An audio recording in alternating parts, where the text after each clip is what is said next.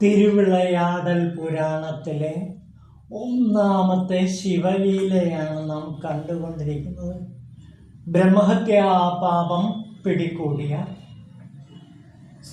ദേവേന്ദ്രൻ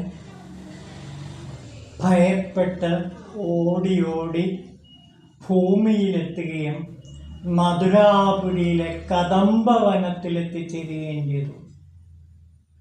കദംബവനത്തിലെത്തിയപ്പോൾ പെട്ടെന്ന് ദേവേന്ദ്രന് തൻ്റെ പുറകിൽ മുസ്ലവുമായി ഓടി വരുന്ന ആ ഉഗ്രരൂപിണിയായ ബ്രഹ്മഹത്യയെ പെട്ടെന്ന് തന്നിൽ നിന്ന് ഒഴിഞ്ഞു പോകുന്നതായി തോന്നി. ഈ അനുഭവം അദ്ദേഹം മറ്റു പല ഭൂമിയിലെ പുണ്യസ്ഥലങ്ങൾ സന്ദർശിച്ചപ്പോഴും ഉണ്ടായില്ല. ആദ്യമായിട്ടാണ് കദംബവനത്തിലെത്തിയപ്പോഴേക്കും ഈ ബ്രഹ്മഹത്യാ രൂപിണിയായ ഭയങ്കരി മുസ്ലവുമായി ദേവേന്ദ്രനെ ആക്രമിക്കാൻ പുറകെ ഓടി വന്ന ഈ ഭയങ്കര രൂപിണി അപ്രത്യക്ഷമായത്. ദേവേന്ദ്രൻ അത്ഭുതപ്പെട്ടു പോയി. കദംബവനത്തിൽ പ്രവേശിച്ചപ്പോൾ തന്നെ വൃത്രാസുരനെ വധിച്ചതുകൊണ്ടുണ്ടായ ബ്രഹ്മഹത്യാ പാപത്തിൽ നിന്നുണ്ടായ ഈ ബ്രഹ്മഹത്യാ രൂപിണി തന്നെ വിട്ട് പോയല്ലോ എന്നോർത്തപ്പോൾ ദേവേന്ദ്രൻ അത്ഭുതപരതന്ത്രനായി ആ പുണ്യസ്ഥലത്തെ നമിച്ചു. തൻ്റെ കൂടെയുള്ള ദേവന്മാരോട് ചോദിച്ചു, ഇതൊരു പുണ്യസ്ഥലമാണ്, ദാ നോക്കൂ, ഇവിടെ എന്താണ് സംഭവിച്ചിരിക്കുന്നത്? ഈ പുണ്യസ്ഥലത്തിന് എന്തോ ഒരു വിശേഷമുണ്ട്. വൈരികളായ മൃഗങ്ങൾ കൂടി സൗഹൃദത്തോടു കൂടി കഴിയുന്നു. പെൺപുലി വിശക്കുന്നില്ലേ എന്ന് ചോദിച്ച് പശുക്കിടാങ്ങളെ പാലൂട്ടുന്നു. ആൺപുലികൾ കലമാൻ കിടാവിനെ ഇളം പുല്ലുള്ള ദിക്കിലേക്ക് കൂട്ടിക്കൊണ്ടുപോകുന്നു. ഉറങ്ങിക്കിടക്കുന്ന ആനകൾക്ക് നിദ്രാഭംഗം സംഭവിച്ചാലോ എന്ന് കരുതി സിംഹങ്ങൾ വണ്ടിൻ കൂട്ടങ്ങളെ ജട കൊണ്ട് വീശി അകറ്റുന്നു. ഇത് എന്തൊരു അത്ഭുതമാണ്! അല്ലയോ ദേവന്മാരെ, നിങ്ങൾ ഈ അത്ഭുതത്തിൻ്റെ കാരണം കണ്ടെത്തുക. അങ്ങനെ ദേവന്മാർ ആ കദംബവനത്തിൽ മുഴുവൻ ചുറ്റി നടന്നപ്പോൾ ഒരു തീർത്ഥം കണ്ടു. അല്പം കഴിഞ്ഞപ്പോൾ ആ തീർത്ഥത്തിനടുത്തുള്ള ഒരു സ്വയംഭൂ ലിംഗം ദേവന്മാരുടെ ദൃഷ്ടിയിൽപ്പെട്ടു. ദേവന്മാരത് ദേവേന്ദ്രനോട് വന്ന് പറഞ്ഞു. ദേവേന്ദ്രൻ തൻ്റെ ഗുരുവിനെ സ്മരിച്ചു വരുത്തി ബൃഹസ്പതിയോടൊപ്പം ആ സ്വയംഭൂ ലിംഗത്തെ ചെന്ന് കണ്ടു. അപ്പോൾ ദേവഗുരുവായ ബൃഹസ്പതി പറഞ്ഞു, ഈ സ്വയംഭൂ ലിംഗമാണ് അങ്ങക്ക് എല്ലാ ഗുണഗണങ്ങളും നേടിത്തരുന്നത്. സത്യത്തിൽ ബ്രഹ്മഹത്യാ രൂപിണിയായ ആ ഭയങ്കരിയെ അങ്ങയിൽ നിന്ന് തുരത്തി വിട്ടത് ഈ സ്വയംഭൂ ലിംഗത്തിൻ്റെ മഹത്വം കൊണ്ടാണ് എന്ന് പറഞ്ഞു. എന്നിട്ട് തീർത്ഥത്തിൽ പോയി കുളിച്ചിട്ട് ഈ ശിവലിംഗത്തെ വന്ദിക്കാൻ ബൃഹസ്പതി ദേവേന്ദ്രനോട് പറഞ്ഞു. അങ്ങനെ ദേവന്മാരും അതുപോലെ ദേവേന്ദ്രനും കൂടി ആ തീർത്ഥത്തിൽ സ്നാനം ചെയ്ത് അവിടെ നിന്ന് ശിവലിംഗത്തെ പ്രാർത്ഥിച്ചു. ശിവലിംഗത്തിൻ്റെ അരികിൽ ചെന്ന് പ്രാർത്ഥിച്ചു. അപ്പോൾ പുഷ്പങ്ങൾ ഉണ്ടായിരുന്നില്ല പൂജിക്കാൻ. ദേവന്മാരോട് പുഷ്പങ്ങൾ ആവശ്യപ്പെട്ട് കദംബവനം മുഴുവൻ തപ്പി നടക്കാൻ പറഞ്ഞു. പക്ഷേ കദംബവനത്തിൽ പുഷ്പങ്ങൾ ഉണ്ടായിരുന്നില്ല. ദേവേന്ദ്രൻ തീർത്ഥക്കുളത്തിൽ ചെന്നപ്പോൾ, താൻ മുങ്ങിയ തീർത്ഥക്കുളത്തിൽ ചെന്നപ്പോൾ അവിടെ സ്വർണ്ണ പത്മങ്ങൾ വിരിഞ്ഞു നിൽക്കുന്നത് കണ്ടു. അദ്ദേഹം അത്ഭുതപ്പെട്ടു പോയി. സ്വർണ്ണ പത്മങ്ങൾ താൻ നേരത്തെ സ്നാനം ചെയ്തപ്പോൾ കണ്ടില്ല.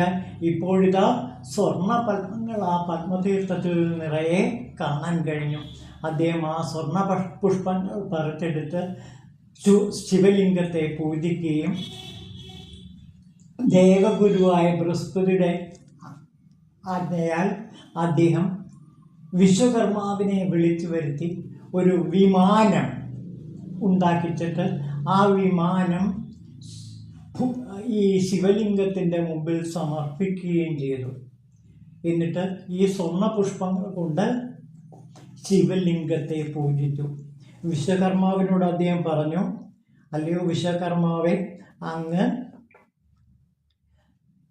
ഈ ശിവലിംഗത്തിന് അടുത്ത് 5 പ്രാകാരങ്ങൾ പണിയുക, നിരവധി മണ്ഡപങ്ങളും ഗോപുരങ്ങളും പണിഞ്ഞ് ഈ ശിവലിംഗത്തിന് വേണ്ട ഒരു ദേവാലയം പണിയുക. പരമേശ്വരിക്കായിക്കൊണ്ട് അദ്ദേഹം അതിമനോഹരമായൊരു ആലയവും പണി ചെയ്യിച്ചു. അങ്ങനെ അതിമനോഹരമായ ഒരു സുന്ദരേശ ക്ഷേത്രം അവിടെ പണിതുയർത്തി.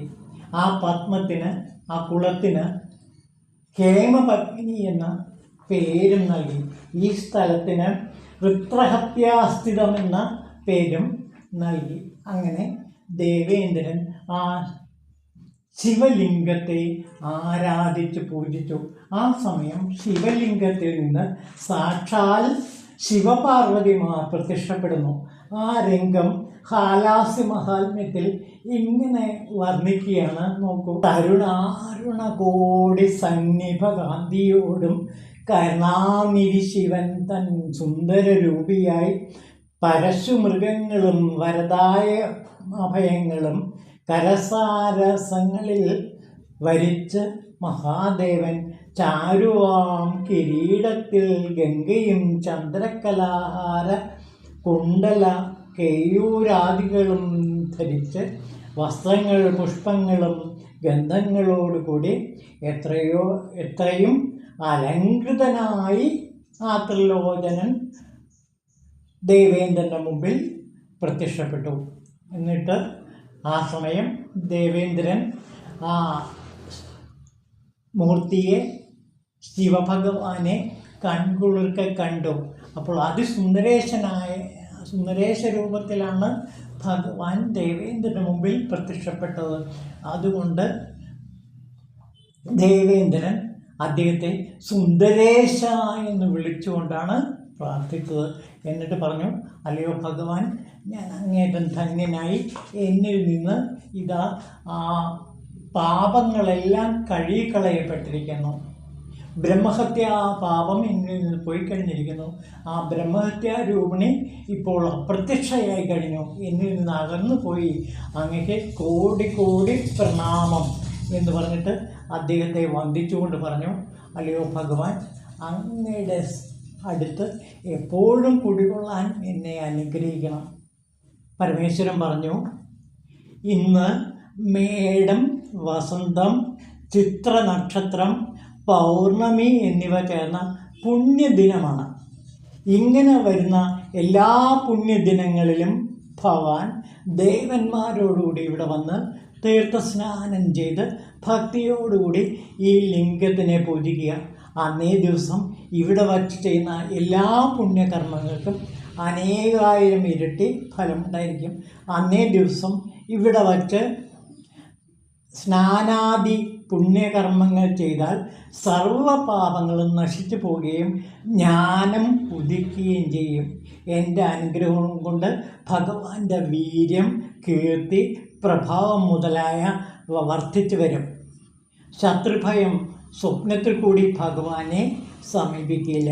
ഇനി ഭഗവാൻ ദേവന്മാരോടുകൂടി സ്വർഗത്തിലേക്ക് പോയാലും ഭഗവാൻ സർവ്വദേവന്മാരാലും സേവനായി സർവഭോഗങ്ങളും ഭുജിച്ചാലും എന്ന് പറഞ്ഞിട്ട് സുന്ദരേശ ഭഗവാൻ ദേവേന്ദ്രനെ അനുഗ്രഹിച്ചു.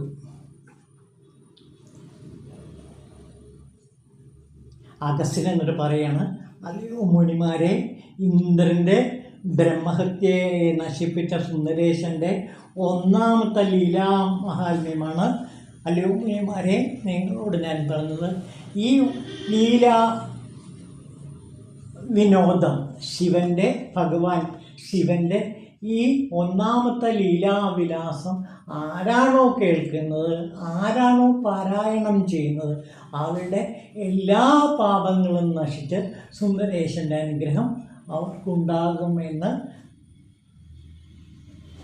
അഗസ്ത്യ മഹാമുനി തൻ്റെ കൂടെയുള്ള മുനിമാരോട് പറഞ്ഞു. അതിനുശേഷം ഈ അധ്യായം വായിക്കുന്ന എല്ലാവരും മനസ്സിൽ കരുതാറുണ്ട്, ദേവേന്ദ്രനെ ബ്രഹ്മഹത്യാ പാപം ഒഴിവാക്കിയ ഈ കഥ കേൾക്കുകയോ വായിക്കുകയോ ചെയ്താൽ തങ്ങളുടെ ദുരിതങ്ങൾ അത്രയും മാറിക്കിട്ടുമെന്ന് ഭക്തന്മാർ ഇപ്പോഴും വിശ്വസിച്ച് ഈ അധ്യായം ഹാലാസ്യമഹാത്മ്യത്തിലെ ഈ അധ്യായം കർക്കിടക മാസത്തിൽ സാധാരണ പാരായണം ചെയ്യാറുണ്ട്. ഓം ശിവായ നമഃ.